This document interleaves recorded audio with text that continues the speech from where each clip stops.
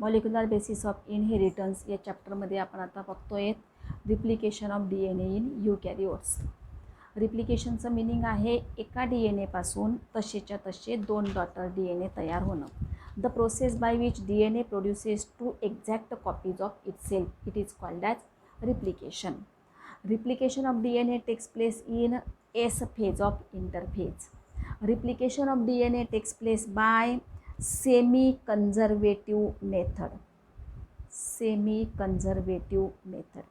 Semi-conservative मेथडचं meaning होतं एका DNA पासनं 2 DNA तयार होताना त्या 2 डॉटर DNA मध्ये एक स्ट्रँड हे पॅरेंटल DNAचं असतं आणि एक स्ट्रँड नवीन तयार होते.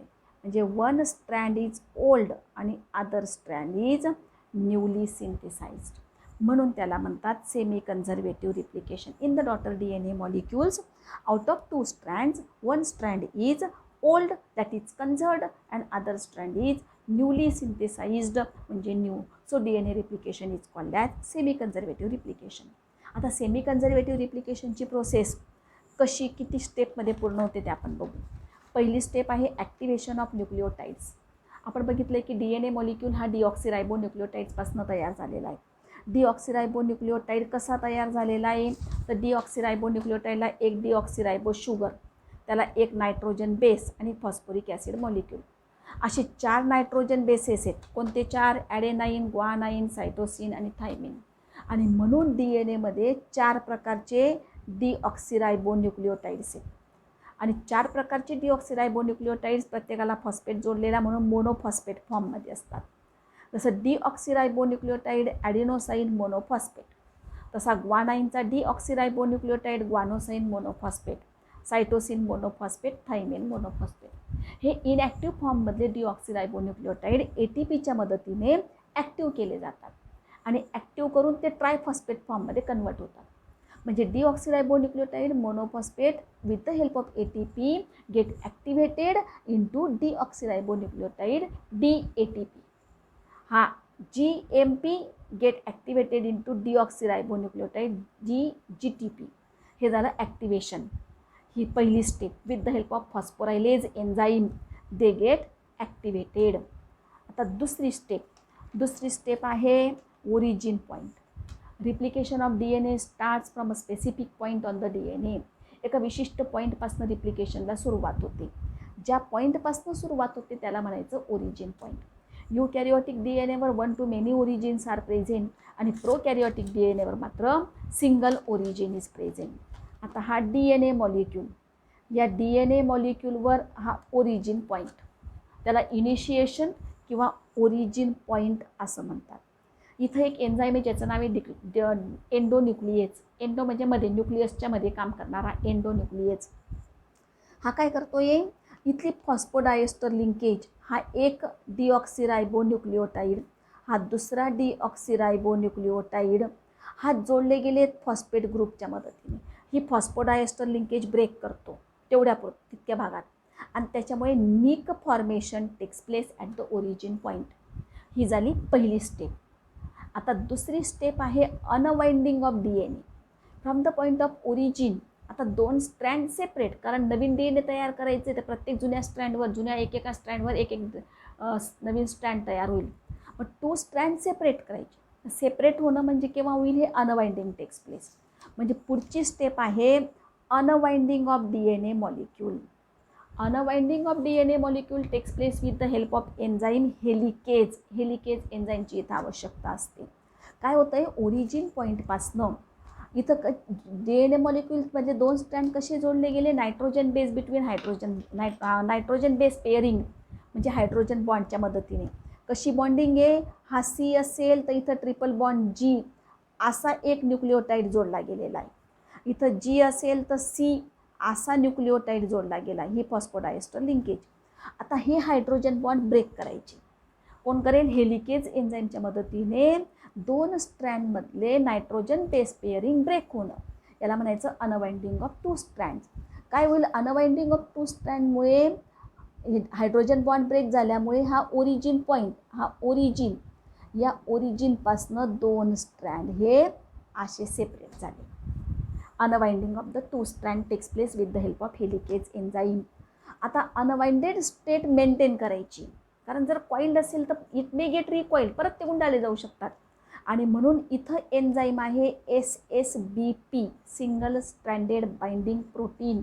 हा या दोघं स्ट्रँडला काय करतो, जसं आपण पेपर पुन्हा पुन्हा फोल्ड असेल तर वजन ठेवतोय, तसं इथं single stranded binding protein bind with that 2 strands, आणि बाइंड झाल्यामुळे 2 स्ट्रँड आता तसेच राहतील. आता काय झालं, अनवाइंडिंगमुळे 1 strand opens into 5-3- direction, other strand opens into 3-5- direction. ही झाली सेकंड स्टेप. Third step. आता पुढची स्टेप आहे सिंथेसिस ऑफ न्यू स्ट्रँड. काय होतं, त्याच्या आधी एक रिप्लिकेशन फोर्क तयार होतोय. अनवाइंडिंग झाल्यामुळे हा जो वाय शेप स्ट्रक्चर आपल्याला दिसतो याला म्हणायचं Y shaped replicating fork. Y shaped replicating fork दोघं दिशांना बाय डायरेक्शनल रिप्लिकेशन आहे, म्हणून दोघं साईडला आपल्याला दिसून येत असतो. आता पुढची स्टेप आहे सिंथेसिस ऑफ न्यू स्ट्रँड. आपण बघितलंय आता याच्यावर नायट्रोजन बेस आहेत, न्यूक्लिओटाइड्स म्हणजे काय, हे नायट्रोजन बेस. आता हे ब्रेक झालं, हे ब्रेक झाल्यामुळे इकडचे नायट्रोजन बेस C, इकडचा नायट्रोजन बेस G आपल्याला दिसतोय.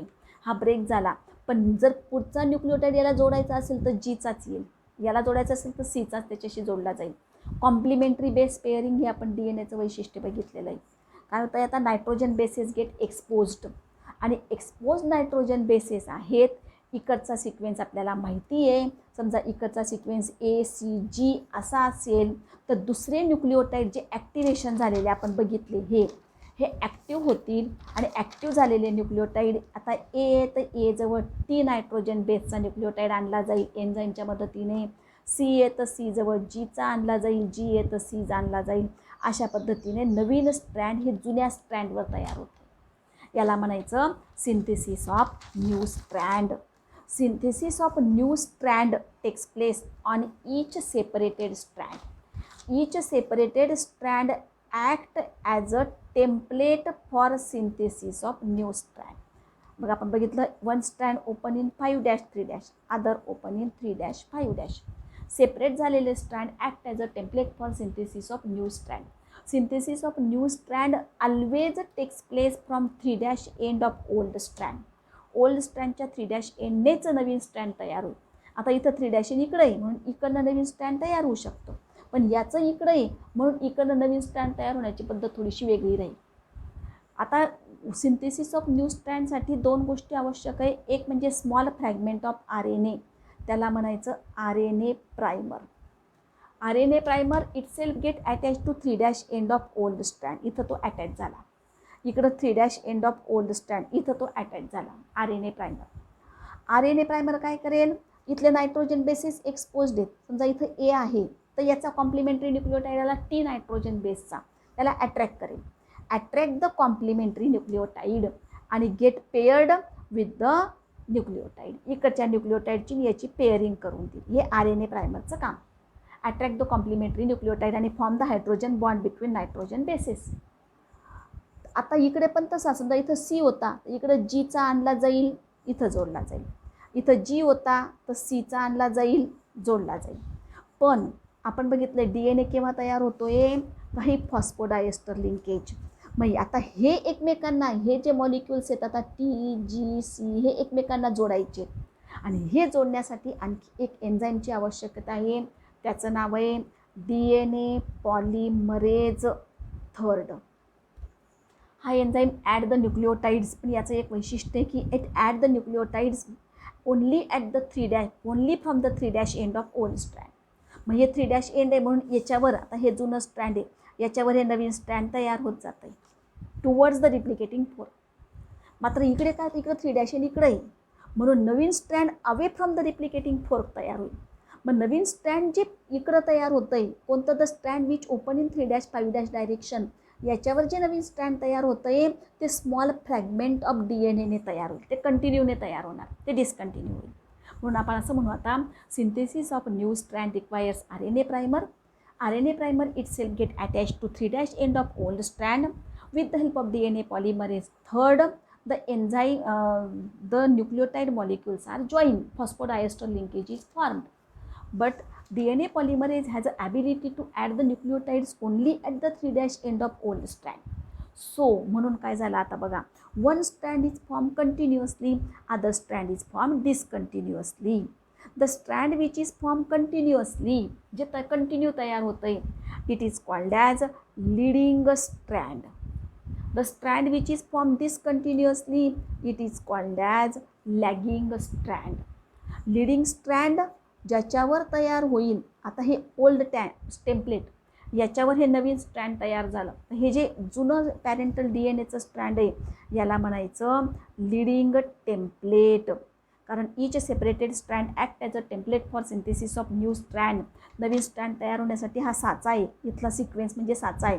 मग लीडिंग टेम्पलेटवर लीडिंग स्ट्रँड तयार होईल, लॅगिंग टेम्पलेटवर लॅगिंग स्ट्रँड तयार होईल. Lagging strand is form by formation of small fragments of DNA.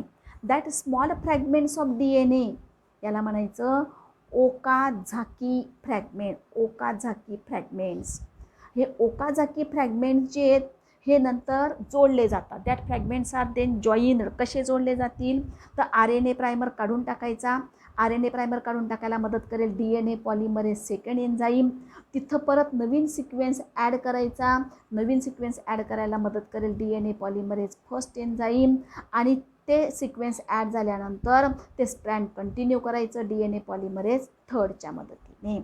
अशा पद्धतीने प्रत्येकी सेपरेटेड एका स्ट्रँडवर नवीन स्ट्रँड तयार होतं आहे. सिंथेसिस ऑफ न्यू स्ट्रँड आणि वाइंडिंग किंवा coiling of that two strand takes place simultaneously. अशा पद्धतीने एका DNA मॉलिक्यूलपासनं हळूहळू अनकॉइलिंग होईल आणि एका DNA मॉलिक्यूलपासनं दोन डॉटर DNA मॉलिक्यूल्स हे तयार होतात. ही झाली प्रोसेस ऑफ रिप्लिकेशन.